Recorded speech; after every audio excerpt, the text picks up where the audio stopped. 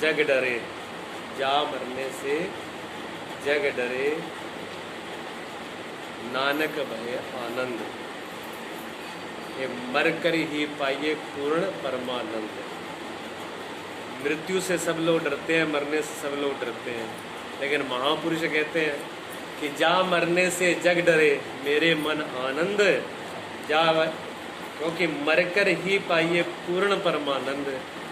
पूर्ण परमात्मा, पूर्ण आनंद जो है वो मरने के बाद, यानी ये शरीर को मरना क्या होता है, मरना जो है क्या चीज़ मरती है।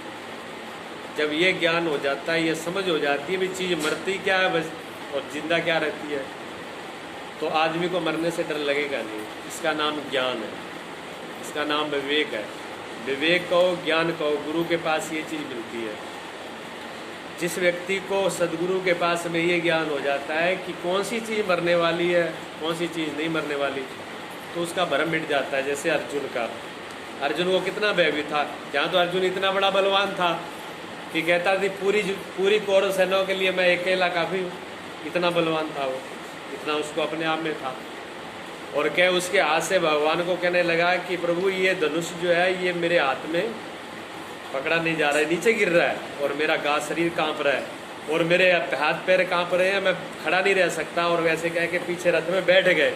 एक ऐसा, मैं युद्ध नहीं लड़ सकता, क्यों कि मैं किसको मारूं, ये सब अपने मोह, जो अपनापन का जो मोह था। तो भगवान ने पूरी गीता में यही ज्ञान दिया भी मरता कौन है। अर्जुन को ये समझाया कौन मरता है, कौन है तेरे, जिनको तेरा तू मान रहा है वो तेरा एक भी नहीं है, जिसको तू मरा मान रहा है वो तो मरा हुआ है पहले से। क्यों कि तू मारेगा शरीर को, और शरीर पंच भूतों से बना हुआ है। इसमें शरीर में 5 भूत हैं, आकाश, वायु, जल, अग्नि और पृथ्वी, ये 5 भूतों के संयोग से, और 3 इसमें प्रकृति है, सत्य, रज और तम। मुख्य प्रकृति जो है उनका समावेश है। 3 गुण बोलते हैं उनको, 3 गुण और 5 तत्व, ये अष्ट, इसी को भगवान गीता में प्रकृति का है। ये 8 चीज़ें हैं, ये 8 चीज़ें हैं, इनमें कोई बिगड़ती नहीं है। जब इस शरीर में से जो चेतन आत्मा है वो अलग हट जाती है, चेतनता अलग हो जाती है, तो इसका आकाश का हिस्सा आकाश में चला जाता है, जल का जल में चला जाता है, पृथ्वी का पृथ्वी में, पानी का पानी में, अग्नि का अग्नि में। लेकिन मरता तो इसमें कुछ भी नहीं है, रूप बदल जाता है। लेकिन रूप बदल जाता है, जैसे मिट्टी, सारे बर्तन मिट्टी के बने हैं, घड़ा मिट्टी का बना है, दीपक मिट्टी का बना है, सिकोरा मिट्टी का बना है, मिट्टी की कितनी चीज़ें मिट्टी की बनी है। अब ये बताओ कि वो घड़ा सत्य है कि मिट्टी सत्य है? मिट्टी सत्य है ना, क्योंकि मिट्टी हर वक्त रहती है। घड़ा तो पहले नहीं था, घड़ा को कुम्हार ने बनाया, किससे? मिट्टी से बन गया वो। जब टूट जाएगा फिर वो मिट्टी रह जाएगा, और जब नहीं टूटा तब क्या है वो? तभी तो मिट्टी है ना। लेकिन तब हम मिट्टी कहते नहीं, उसको घड़ा कहते हैं। क्यों? उसका उपयोग है। हमको घड़े से जो मोह है, जो लगाव है, जो प्रेम है, वो उसके व्यवहार से है कि वो हमें उसमें पानी रख लेंगे, ठंडा पानी पिएंगे, वो हमारे काम आ रहा है। अगर वो हमारे काम नहीं आए तो भाड़ में जाए, कौन पूछ रहा है उसको? अच्छा, आपको सोना प्रिय है कि गहने प्रिय है, ये बताओ। आपको प्यारे गहने हैं ना, अब गहने प्रिय है, सोना प्रिय नहीं है। और गहने अगर वैसे ही हो बिना सोने के तो कीमत ना है, तो उसकी कीमत नहीं है। सोना उसे, अच्छा, हर गहने में सोने के, हर गहने में सोना है कि नहीं? सब में सोना है, लेकिन सोने से नहीं, गहने से प्यार है। अगर आप कहोगे नहीं हमें तो सोना ही कीमती है, तो हम कहते हैं ले आओ तुम्हारे ये अंगूठी और ये जो कंगन डाल रखे हैं कानों में, कूट पीट के एक से करते तो गालियाँ दोगे। सुनार से इतनी मुश्किल से बनवाया और बिगाड़ के रख दिया, ये क्या काम हो गया? अब ना कोई पहनने का, ना क्या करें इसे। जब वो पहनने के काम में आए, इतना ही तो लोभ है, उसका लालच इतना ही है कि पहनने के काम आ रहा है, लेकिन है तो सोना ही ना। तब भी सोना है, बाद में भी सोना है। तो जो चीज़ पहले है वो बाद में है, वही चीज़ बीच में है। आई समझ में? हमारा झंझट बीच में पड़ता है। पहले तो हम जानते ही नहीं, बाद का कुछ पता ही नहीं, बीच में रहते हैं तो झमेले में पड़ जाते हैं, निर्णय नहीं करते। बीच का पहले का निर्णय कर ले, बीच का निर्णय कर ले, बाद वाला अपने आप हो जाएगा। महापुरुष इस चीज़ का निर्णय करते हैं। महापुरुष जो है जब तक शरीर के रहते हुए इस चीज़ को जान लेते हैं कि मैं शरीर नहीं हूँ, अपना आत्मा का परमात्मा की एकता का अनुभव ज्ञान कर लेते हैं। ज्ञान करने के बाद में अच्छा जब तक शरीर रहेगा, ज्ञानी पुरुष हैं, भगवान कृष्ण भी ज्ञान थे, राम जी भी ज्ञानी थे, विश्वामित्र भी ज्ञानी थे, वशिष्ठ भी ज्ञानी थे, नानक देव भी थे, गोविंद सिंह भी थे, सब लोग ज्ञानवान थे, कबीर भी थे। लेकिन ज्ञान होने के बाद भी क्या उनको संसार के सुख दुख अच्छा बुरा देखना नहीं पड़ा? देखना पड़ा ना। अब मान लो हमें ज्ञान है, लेकिन हम आपके सबके साथ व्यवहार है, फिर भी आपके साथ आपके सुख दुख के साथ शामिल होते हैं ना। अच्छा ये शरीर ना रहे तब फिर झंझट खत्म होगी ना। हालांकि अज्ञानी में और ज्ञानी में इतना फर्क रहता है कि ज्ञानी होने के बाद भी जो अज्ञानियों को दुख होता है वैसा दुख नहीं होता उसको।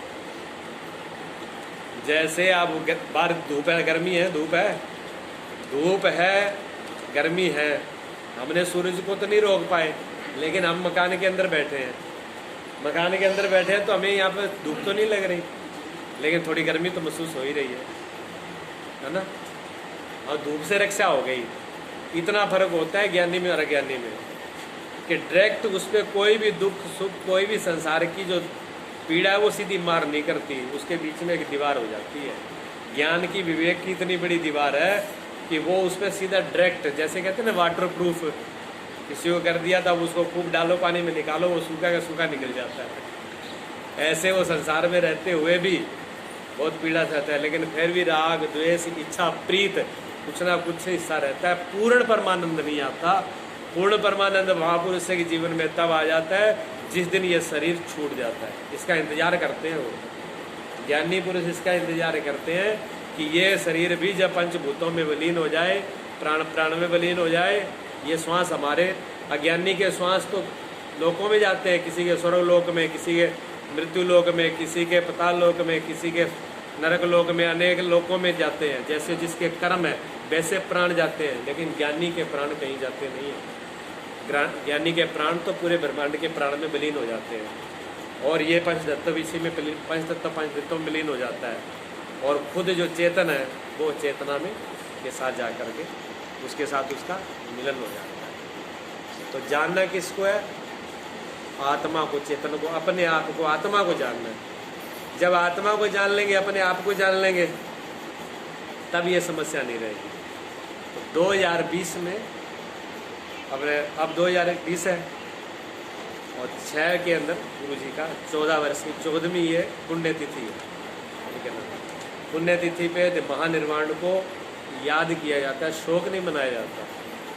ले लो साधु संतों में कोई शरीर छोड़ जाए तो कोई शोक नहीं मनाते, ना शोक सभा करते, ना बात वैसे करते, ना रोना धोना, कुछ नहीं। चाहे साधु जवान हो, चाहे बूढ़ा हो, चाहे 10 वर्ष का हो, चाहे 100 वर्ष का हो, वहाँ सब खुशी मनाई जाएगी। भजन होंगे, कीर्तन होंगे, भंडारा होगा, सब लोग आनंद से करेंगे, कोई रोने धोने, कोई हाँ किसी को खुशी से प्रेम से अगर किसी के आंसू आ गए तो वो बात अलग है, लेकिन शौक के आंसू किसी के लिए नहीं, वहाँ कोई जगह नहीं है। ये धर्म है, ये हमारा सनातन धर्म है। इस सनातन धर्म को जब समझ लेंगे, जान लेंगे, इस सत्य के मार्ग को, सदगुरु को मार्ग को जब हम जान लेंगे तो हम दुखी नहीं होंगे। दुखी नहीं होना है। महापुरुषों को हम याद क्यों करते हैं? महापुरुषों से हमको प्रेरणा मिलती है, महापुरुषों से हमें ज्ञान मिलता है कि जैसे उन्होंने सत्य के रास्ते पर, सत्य के मार्ग पर चल करके उस परम सत्य को और परम आनंद को पा लिया, उसको हम भी पा लें। उसी पे हमें लगाया उन्होंने, हम उन्हीं का अनुसरण कर रहे हैं।